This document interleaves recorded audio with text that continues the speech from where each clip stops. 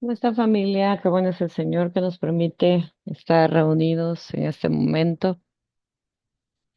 Y estamos en la clase número 19. Nos alegra mucho el poder haber llegado hasta este momento. Imagínense, hemos recorrido prácticamente alrededor de 5 meses. Quizás hemos interrumpido en algunas ocasiones por situaciones de salud o por algunas de las celebraciones de la iglesia. Sin embargo, hemos estado pues aprendiendo juntos y nos llena de gozo llegar al final de nuestro recorrido por las Sagradas Escrituras. Y nos vamos a detener ahora en el libro que cierra la Biblia, el Apocalipsis. No como un mero espectáculo de símbolos, sino como la última palabra de Dios para su pueblo. Una palabra que llena de esperanza, de juicio justo, de la consumación redentora. Así que vamos a poder profundizar un poquito en el autor, el contexto en el que fue escrito, y vamos a recordar también al final de esto, si logramos completar en el tiempo, vamos a hacer un recorrido de todo lo que hemos estudiado a lo largo de estos meses. Pero quiero que iniciemos orando y le digamos gracias, Jesús, por la oportunidad que tú nos concedes de poder estar reunidos esta mañana una vez más. Queremos que tu bendición pueda ser sobre nosotros, que tu gracia preciosa pueda inundarnos en todo momento, que tu mano de misericordia pueda ser, Señor, la que nos ayude a poder entender y a poder comprender cada una de las cosas que estamos aprendiendo para ponerlas por obra y para poder compartirlas también con otros. Gracias por esta oportunidad que nos has dado de poder estudiar a lo largo de todos estos meses, Señor. Hemos estudiado juntos las Sagradas Escrituras y nos llena de gozo el saber que tú estás haciendo una obra maravillosa en nosotros. En el nombre de Jesús, amén. Bueno, hablando un poquito sobre lo que estamos visualizando hoy, se recuerda que le había dejado una tarea, ¿verdad? No crea que se me ha olvidado la tarea. Sin embargo, yo sé que algunos de ustedes la realizaron. Quiero ver si la tengo por aquí. La actividad específicamente era sobre esa reflexión de, de estas em, esos tres versos, ¿verdad? ¿Cómo podemos pensar cuando leemos en las Sagradas Escrituras en Santiago 2:17, cómo podemos llegar a una reflexión de cómo nuestras obras demuestran nuestra fe? Igual he recibido las tareas de algunos de ustedes, le motivo a que la pueda enviar.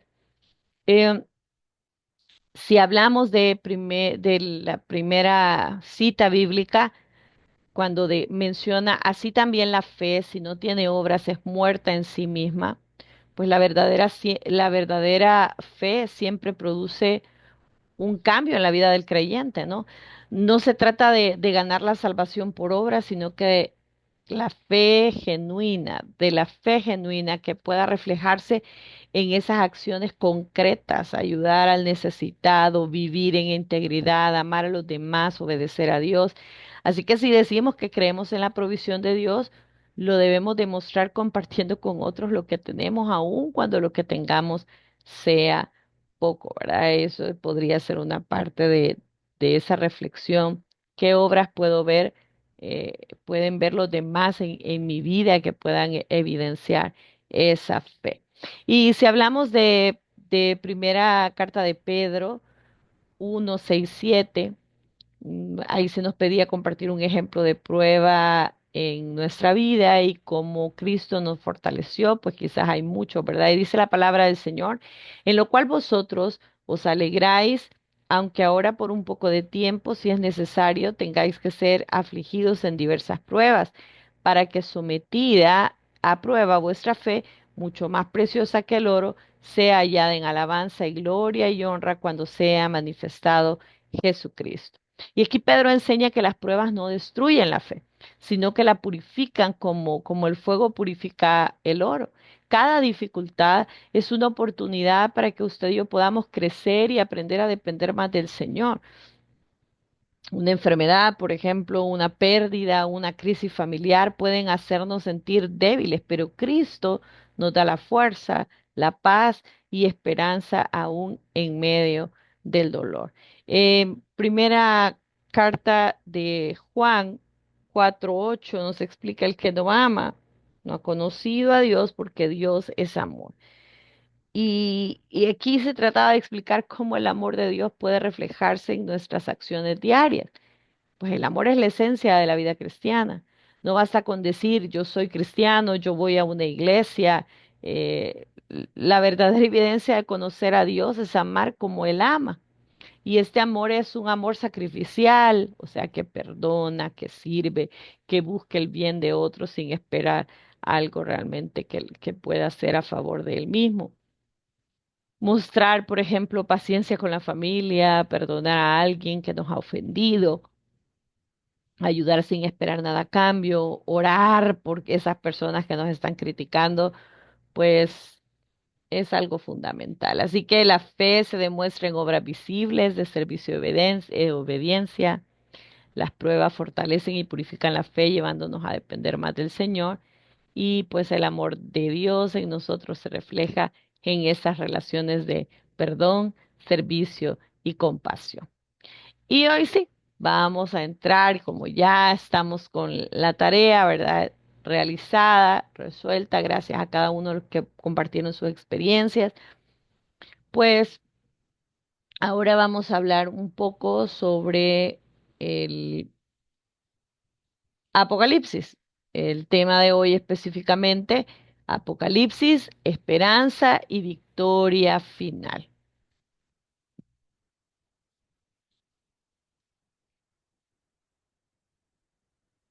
Muy bien.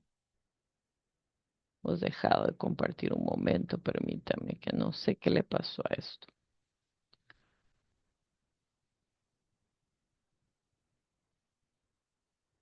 Muy bien. Seguimos aquí. Reanudamos. Entonces, vamos a empezar, como le decía, hablando sobre el autor. El libro se le atribuye al apóstol Juan, el que es llamado el discípulo amado. Juan escribe desde el exilio en la isla de Patmos, donde recibió las visiones que registra. Y su voz es la de un testigo de la revelación del Señor Jesús, que está transmitida específicamente para consolar, para corregir, para avivar la fidelidad del pueblo de Dios. Aproximadamente, pues en el año 95 después de Cristo, la isla de Patmos, ¿verdad? Fue el momento en donde se hizo específicamente esto, donde se escribió. Y ahí directamente estamos viendo, cuando nosotros estudiamos las Sagradas Escrituras, pues nos damos cuenta que, que se sitúa más o menos en ese tiempo. Juan fue exiliado por causa de su fe y el contexto político pues estaba marcado específicamente por el reinado del emperador Domiciano, quien exigía culto a su persona. Y, y eso generó la persecución de los cristianos y en el ámbito religioso, pues Roma imponía también la adoración a César y los creyentes pues eran marginados por su fidelidad a Cristo. Entonces todo eso sucede en ese momento, ¿verdad? Apocalipsis surge en el último tercio del siglo primero en una época que está marcada por la consolidación de ese poder imperial romano y la exigencia de lealtad pública. Ni siquiera es solo la lealtad, sino la lealtad pública al emperador. Entonces, en ese ambiente los cristianos enfrentaron lo que les decía, presiones, desde esas persecuciones abiertas hasta tentaciones de sincretismo, ¿verdad? Y acomodación a ese culto imperial, porque eso es lo que estaba pasando. Cuando hablamos de ese sincretismo religioso, recuerde que es la mezcla o la función de, de diversos, vamos a llamarle sistemas de creencias, porque eso es lo que habla del el sincretismo, ¿verdad? Una función de dos o más de sistemas de creencias o prácticas religiosas, pero lo que querían era, ¿qué le puedo decir? eh, Adulterar el evangelio. Entonces estaban por la misma persecución, eso era lo que estaban padeciendo los cristianos, ¿verdad? Y la idea es que se acomodaran a ese culto imperial. Entonces, el mundo mediterráneo ofrecía multitud de dioses, ritos, socialmente la iglesia em, vivía dispersa, vulnerable, eh, y el Apocalipsis es un mensaje para las iglesias reales, llamadas a resistir la idolatría y resistir la intimidación del poder. Entonces aquí vamos a este punto donde si eso es lo que estaba pasando, ¿verdad? El reinado del emperador Domiciano entre el año 81 y 96 después de Cristo, había una época de persecución contra los cristianos. El culto imperial específicamente era esa adoración a César, ¿verdad? Es algo que eso es lo que era la forma de culto que era no local, sino estatal. Todos tenían que venerar a un emperador o a una dinastía que tenían ellos como un semidios o como una deidad y utilizaban ese término culto en el sentido de la adoración. Entonces, eh, eso es lo que predominaba en ese momento. Y cuando hablamos de la forma en que vivía la iglesia o la persuasión que ¿cómo le podría decir? Toda la persecución que vivía, ¿verdad? El sufrimiento, la necesidad de esperanza y de fidelidad, pues era algo muy, muy claro. Entonces el mundo mediterráneo les ofrecía todo eso y el Apocalipsis es ese mensaje para que las iglesias pudieran mantenerse firmes ante cualquier amenaza o intimidación, ¿verdad? El objetivo del libro de Apocalipsis tiene un propósito, vamos a decirlo así, pastoral y teológico claro, ¿verdad? No hay una duda. El propósito principal del Apocalipsis es revelar que Dios tiene el control de la historia, que Jesucristo es el centro de todo y que al final Él es el vencedor. Entonces, es algo impresionante la forma en que está descrito esto. Revela que Dios gobierna la historia y que Cristo es el victorioso, el vencedor final. Entonces, busca esa fortaleza. A la fidelidad de los creyentes que están bajo prueba y llama al arrepentimiento, llama a la obediencia, llama a exponer los engaños del mal y anunciar esa consumación de la creación en la presencia de Dios.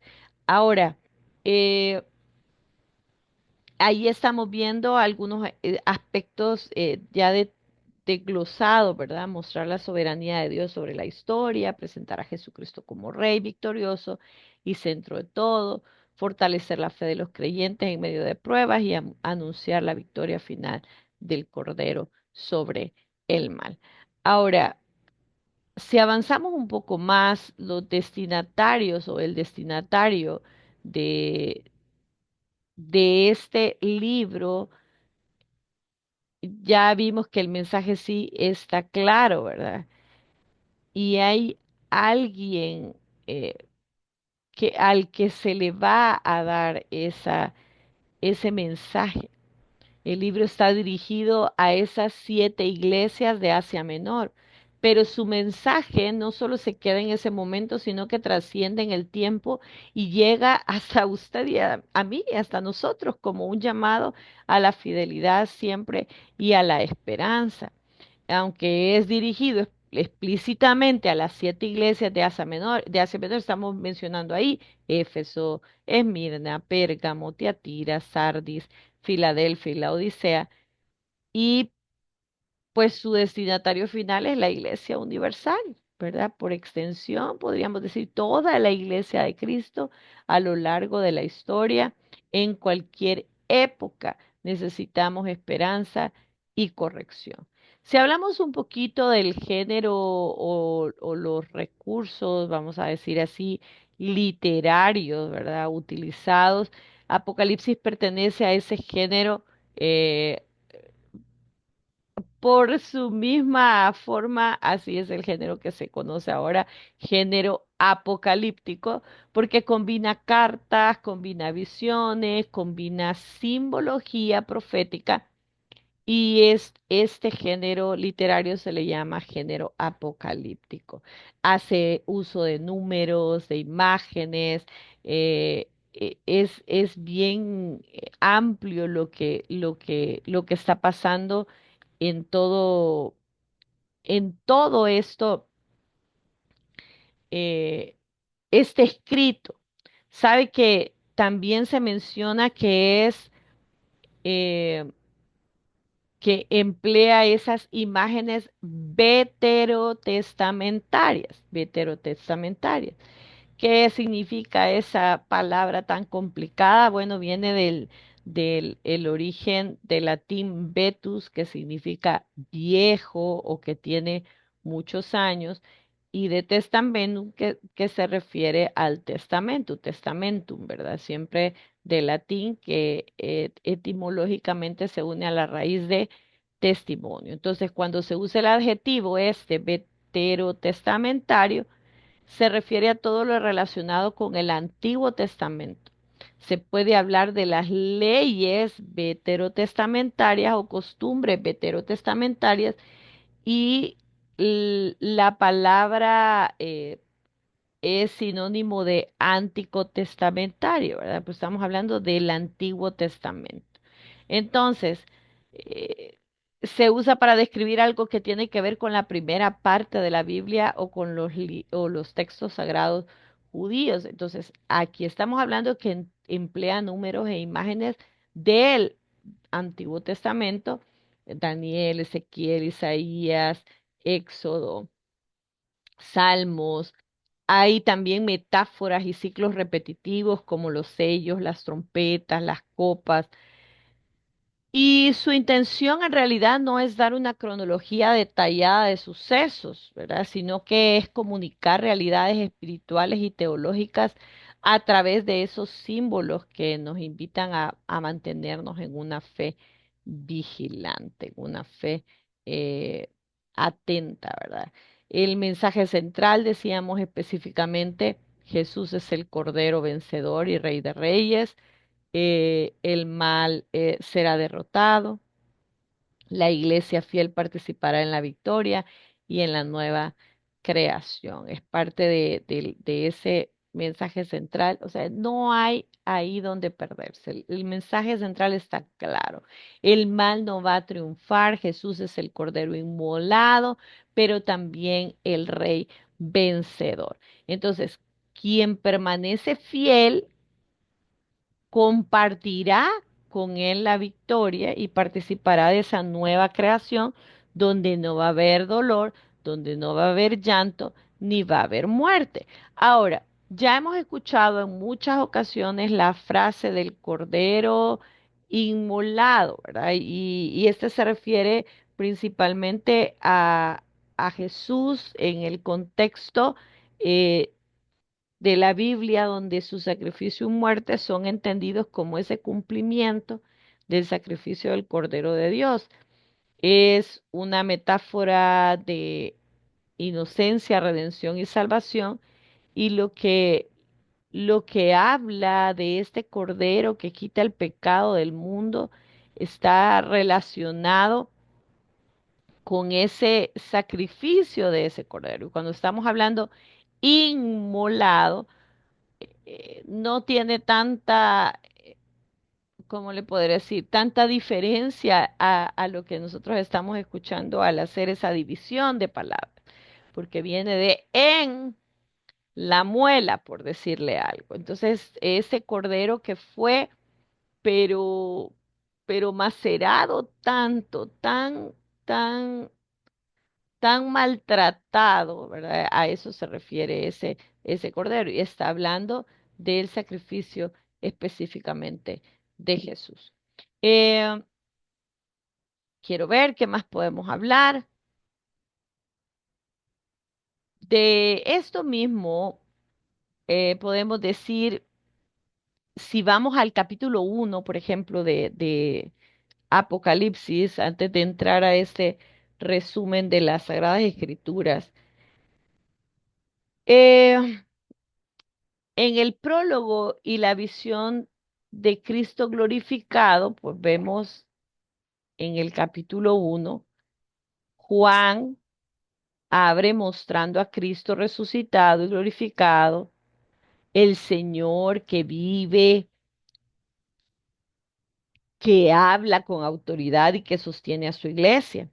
Y esta visión establece la clave. Todo lo que sigue debe leerse a la luz de la persona del Señor glorificado.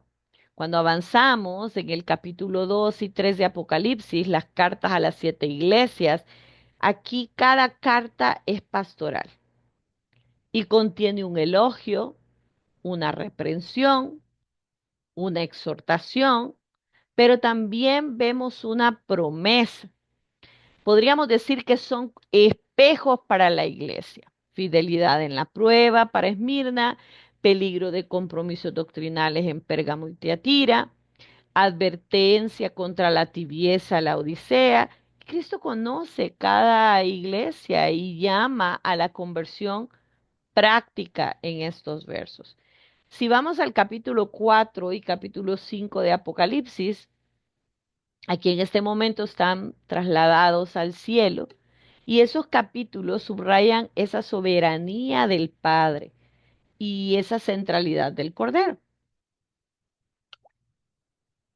Jesús es el único digno y ahí declara de abrir los sellos y su sacrificio es eje cósmico de la redención. Entonces, ahí estamos viendo específicamente lo que, lo que está pasando en el capítulo 4 y 5. Avanzamos un poco más y del capítulo 6 al 16, todos estos ciclos pues muestran el juicio justo, las tribulaciones del mundo, mm, no son meras calamidades sin sentido, sino que son actos en todo este plan de juicio divino y la purificación. Y en medio de ellos también vemos cómo surge la protección para ese remanente fiel. Dios siempre guarda a su pueblo. Ya en el capítulo 17 y 18 estamos viendo signos, bestias, la caída de Babilonia. Y aquí se personifica la oposición a Dios, sistemas de poder que seducen, que persiguen. Y la caída de Babilonia, pues es la derrota del orgullo humano y la corrupción que podemos decir que está esclavizando a los pueblos. Avanzamos al capítulo 19 y 20 y aquí Cristo aparece ya como juez y rey victorioso. Y Satanás es vencido. Los enemigos son juzgados y la justicia divina pues se establece. Ya para finalizar los capítulos 21 y 22, toda la narrativa pues culmina en la consumación, un mundo restaurado donde Dios habita con su pueblo, ya sin llanto, sin dolor, sin muerte. Y la promesa final se centra en la cercanía de Dios y en la comunidad eterna con el Cordero. Entonces, en Apocalipsis, Cristo es simultáneamente el Cordero sacrificado, es esa obra redentora, es el Señor glorificado, la soberanía, es el juez justo, ¿verdad? Es la justicia, el novio, esa comunión final. Entonces estamos hablando aquí, obra redentora, soberanía, justicia y comunión final. Ninguna visión puede ser entendida apartada de la persona de Cristo. Por eso cada impedimento vencido, ¿verdad? Es una afirmación. El crucificado vive y reina. Cuando pensamos en leer apocalíptica y teológicamente, y no solo cronológicamente, nos damos cuenta que este simbolismo pues comunica verdades espirituales.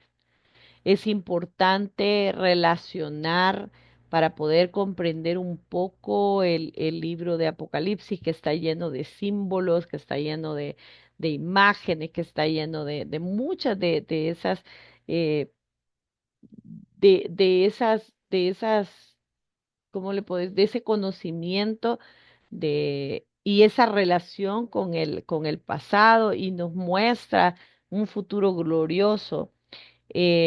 Esa relación con el Antiguo Testamento, lo que hablaba Daniel, Isaías, Salmos, Éxodo, muestran esa iluminación de escenas específicas ahí. Entonces, estamos llamados a equilibrar esperanza y se nos hace ese llamado de santidad, ¿verdad? La visión consuela, pero también está corrigiendo la tibieza. Eh, no está en ningún momento hablamos de literalismos rígidos que pierdan la intención pastoral del libro, ¿verdad? No podemos pensar en una interpretación de las Sagradas Escrituras que esté fuera de las Sagradas Escrituras. Sin embargo, ahí es donde nos podemos desenfocar si nosotros estamos buscando el significado de en el Internet, porque al final nos podemos confundir. Algo importante es que eh, las Sagradas Escrituras están claras, el mensaje está claro y la mejor interpretación que nosotros podemos tener la da la misma palabra a través del Espíritu Santo, así que le motivo que usted siempre se mantenga motivado, aprendiendo de la palabra de Dios. Ahora, si pensamos en esa aplicación, podemos decir, pastoral y espiritual para la iglesia hoy en día, pensando en este estudio del Apocalipsis, pues es importante mencionar que hay esperanza en la adversidad. Apocalipsis nos recuerda que ese sufrimiento tiene un marco teológico, ¿verdad? Dios no ha perdido el control.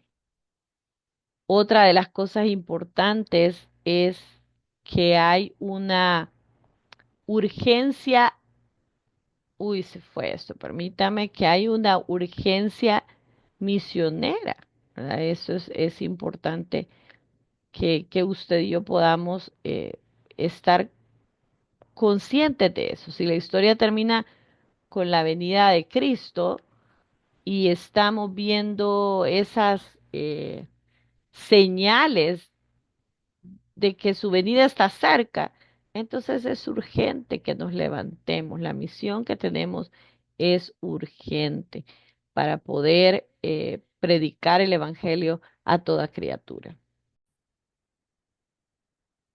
Así que hay una urgencia misionera. Es muy importante que usted y yo podamos estar alerta a eso. Tenemos que tener esa adoración constante, ¿verdad? Tenemos que pensar en esas escenas del cielo que nos invitan a que podamos recuperar esa que la adoración sea el centro de nuestra vida, que la adoración sea el centro de nuestra congregación. Entonces hay que hacernos una autoevaluación. Hay que inspeccionar en nuestras vidas. ¿Somos fieles o somos cómodos?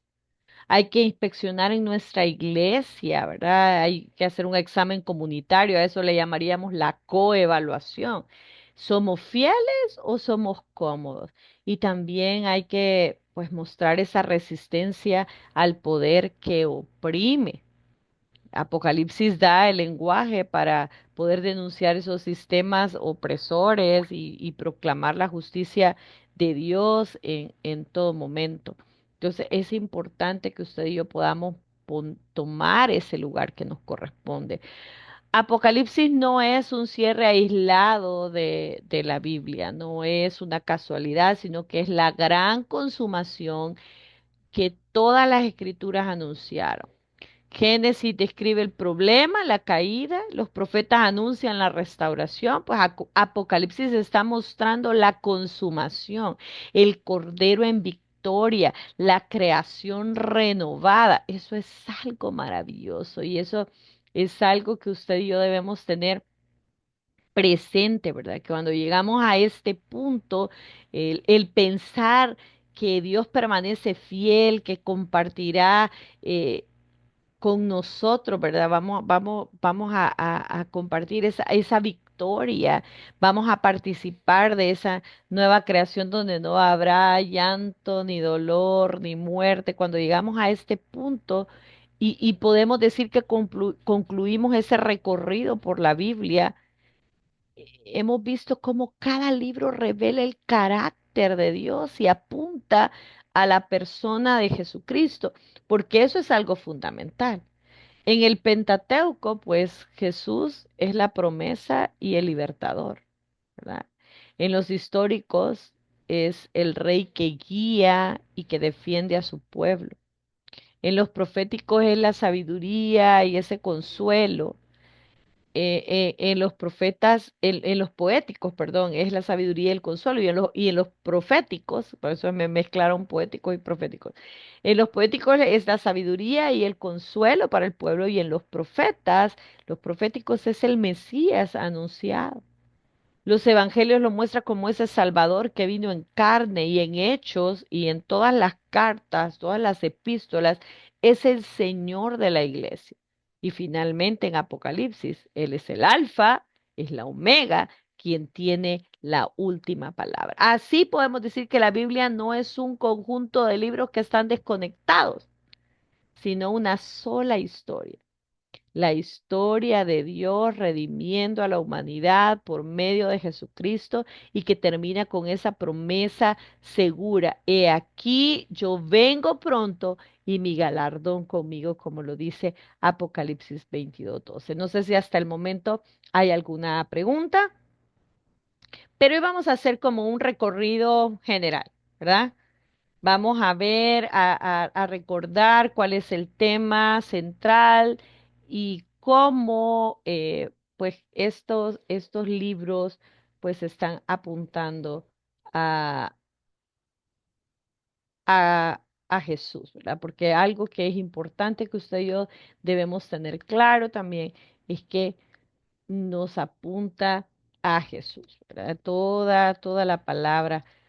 eh, es importante que usted y yo la podamos eh, enfocar en esto. Vamos a ir por el Pentateuco. ¿Se acuerda cuál era el Pentateuco? Son 5 libros: Génesis, Éxodo, Levítico, Número y Deuteronomio. Lo hice al revés. Números y Deuteronomio.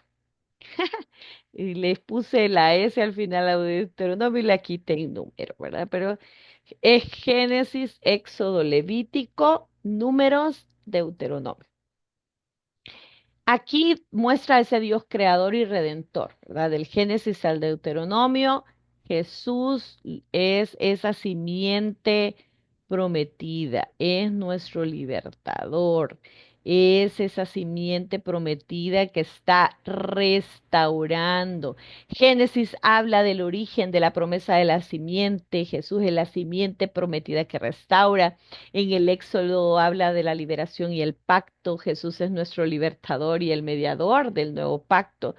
En Levítico habla de la santidad y ese sistema sacrificial, donde Jesús es ese sacrificio perfecto y santificador. Número nos habla del peregrinaje y la formación del pueblo. Jesús guía hacia la tierra prometida final. Y Deuteronomio, pues la ley y renovación del pacto. Jesús, cumplimiento de la ley y el profeta prometido. Si vamos un poco más adelante, de Josué, jueces, Ruth, ¿verdad? Primer y segundo libro de Samuel, primer y segundo libro de Reyes, primer y segundo libro de Crónicas, Esdras, Nehemías, Esther.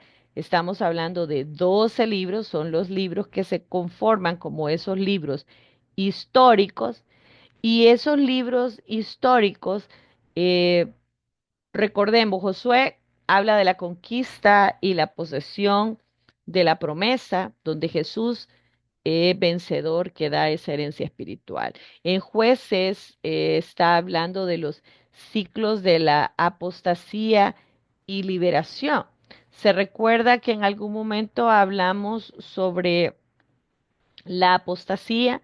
Es como ese momento, no ese momento no, sino es como la acción de desechar la fe, de abandonarla, de desertar, eh, tanto a nivel personal como a nivel colectivo, ¿verdad? Y ese, en el Antiguo Testamento se refiere a ese abandono de Dios por parte de un pueblo por seguir a otros dioses, ¿verdad? Entonces, aquí estamos hablando que de eso está hablando, los ciclos que el pueblo de Dios tuvo de dejarlo por ir en pos de otros dioses y de cómo Dios los libera. Entonces aquí se presenta un Jesús que es juez y libertador definitivo. En Ruth nos está hablando de la redención familiar y fidelidad, y Jesús pues es el redentor y nos habla de esa genealogía davídica.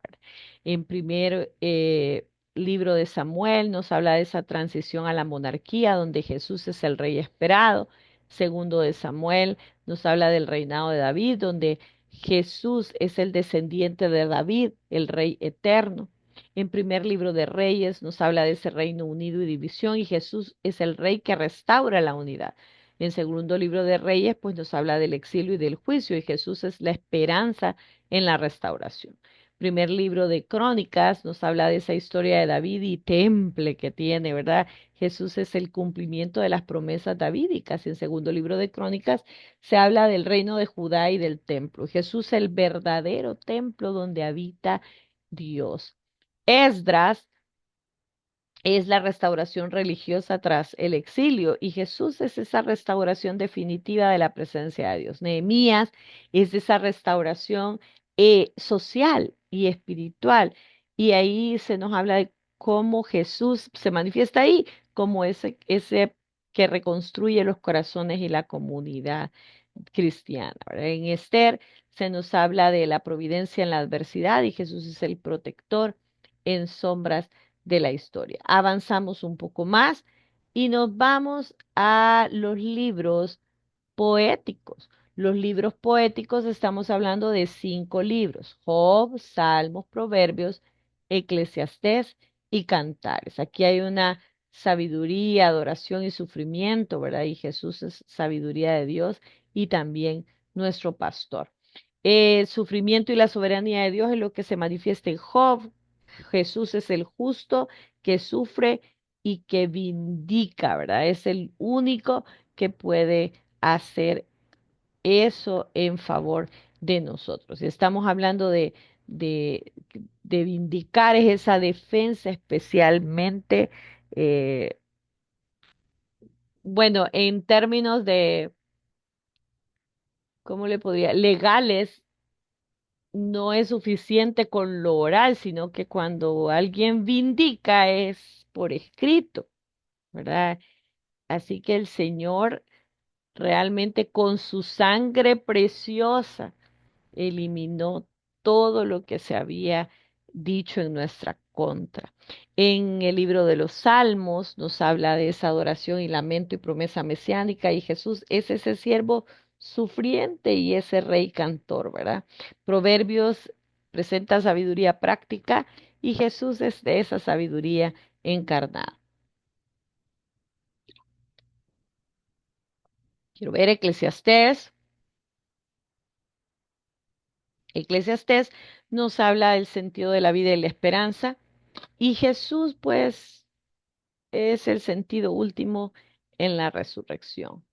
Y Cantares, finalmente, de todo este libro de poéticos y sapiensales, Cantares muestra ese amor nupcial. Jesús es el novio que ama a la iglesia, ¿verdad? A su pueblo. Avanzamos un poco y nos vamos de los profetas mayores y los profetas menores. Y aquí estamos hablando de los profetas mayores, son 5 libros: Isaías, Jeremías, Lamentaciones, Ezequiel, Daniel, y profetas menores pues son 12. Vamos a ver si se recuerda. Osea, Joel, Amós, Abdías, Jonás, Miqueas, Nahum, Habacuc, Sofonías, Ageo, Zacarías, Malaquías. Así me los aprendí chiquita, así que por eso es que lo digo así como cantadito. ¿Verdad? Osea, Joel, Amós, Abdías, Jonás, Miqueas, Nahum, Habacuc, Sofonías, Ageo, Zacarías, Malaquías. Eh, de estos profetas de esta parte de la Biblia hay un llamado al arrepentimiento y anuncio del Mesías. Y que se presenta a ese Jesús como ese profeta, siervo sufriente y ese Salvador esperado. Es importante que usted y yo veamos un poquito, si estamos hablando que vamos a profundizar desde Isaías hasta Malaquías, entonces Isaías habla de juicio y el mesianismo, ¿verdad? Jesús es el siervo, el rey de redentor profetizado. Jeremías habla del nuevo pacto y la restauración, Jesús es ese mediador del nuevo pacto. Lamentaciones nos habla del dolor por la destrucción. Jesús trae consuelo en la lamentación. Ezequiel nos habla de la restauración y visión del templo, y Jesús, la gloria de Dios, es la gloria de Dios que habita entre nosotros. Daniel presenta esa soberanía de Dios sobre los reinos, y Jesús lo muestra como ese Hijo del Hombre con reino eterno. Oseas, el amor redentor frente a la infidelidad. Jesús es la fidelidad que busca a los perdidos. Joel nos muestra ese día del Señor y el derramamiento del Espíritu. Y Jesús es la plenitud del Espíritu y juicio y esperanza. Amós, su tema central es la justicia social y el juicio, y presenta a Jesús como ese llamado a la justicia del reino. Abdías, el tema central es el juicio sobre Edom, y Jesús ah, es la justicia contra la opresión. Jonás muestra la misericordia universal, y Jesús se muestra como esa compasión por los perdidos. Miqueas el tema es justicia y gobierno del Mesías, y Jesús pues se presenta como ese gobernante justo y pacífico. Nahum, juicio contra la violencia, ¿verdad? Y Jesús es el fin de la violencia injusta. Fe presenta a Habacuc en medio del juicio, y Jesús como la justificación por medio de la fe. Sofonías nos habla del día del Señor y la restauración, y presenta a un Jesús con el cumplimiento del día final. Ageo muestra esa prioridad del templo y la presencia de Dios, y Jesús es esa presencia divina entre los hombres. Zacarías nos habla de la restauración mesiánica y la visión escatológica, y Jesús pues se muestra como el Mesías que trae salvación. Y finalmente, Malaquías nos hace un llamado a la fidelidad y promesa del mensajero, y Jesús se presenta como ese precursor y el cumplimiento de esta promesa. Si vamos un poco más adelante, no sé si hay algún comentario hasta el momento, pero entrando ya después de 39 libros del Antiguo Testamento, nos faltan los 27 libros del Nuevo Testamento. Y vamos a los evangelios. Estamos hablando que los evangelios son Mateo, Marcos, Lucas y Juan. De esto hablábamos de los evangelios sinópticos, ¿verdad? Y que son los que hablan prácticamente lo mismo y la perspectiva diferente, pues es la perspectiva de Juan. Mateo nos habla de Jesús como rey, nos lo presenta como rey y el cumplimiento de la ley. Entonces Jesús es el Mesías prometido. Marcos nos presenta a Jesús como ese siervo en acción, ¿verdad? El siervo sufriente y poderoso.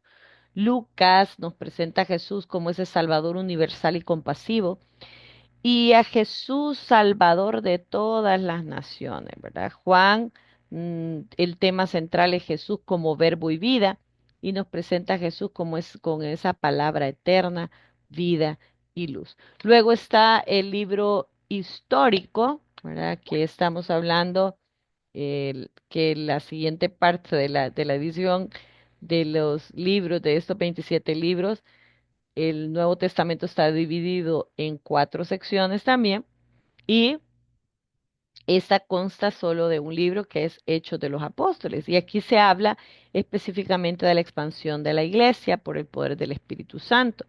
Y se presenta estrictamente a ese Jesús, Señor que envía su Espíritu y misiona, es ese Señor resucitado, pues que guía a la iglesia.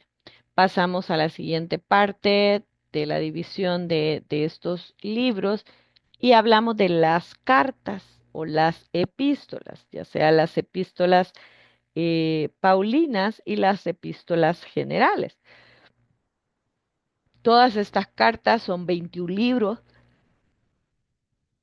13 se le atribuyen a Pablo y 8 son cartas conocidas como esas cartas generales.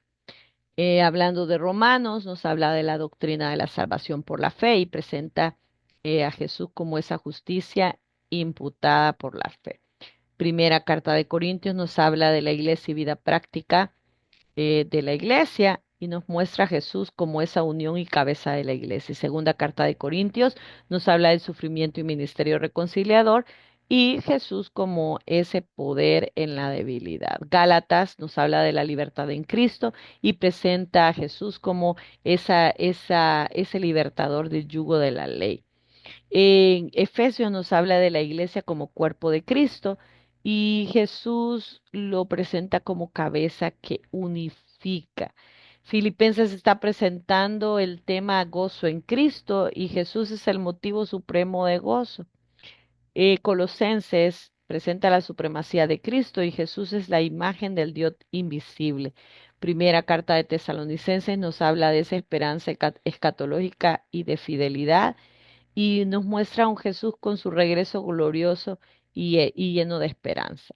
Segunda de Tesalonicenses nos habla de esa aclaración sobre la venida del Señor Jesús y nos habla eh, de ese Señor que viene y juzga. Primera carta de Timoteo, su tema principal es el orden y la salud pastoral y presenta a Jesús como ese fundamento de la enseñanza sana. Segunda carta de Timoteo habla de la fidelidad en la prueba final y presenta a Jesús como ese sostén del ministerio fiel.